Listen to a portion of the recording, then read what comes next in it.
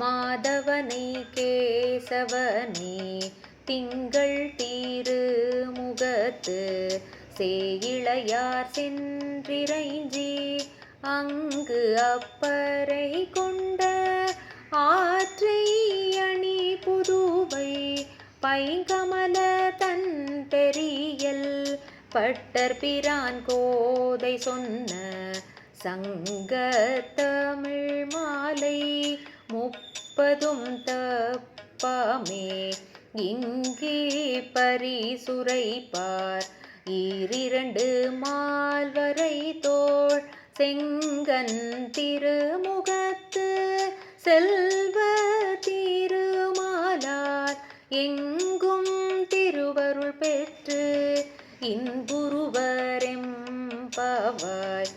எங்கும் திருவருள் பெற்று இன்புருவரெம்பாவாய்.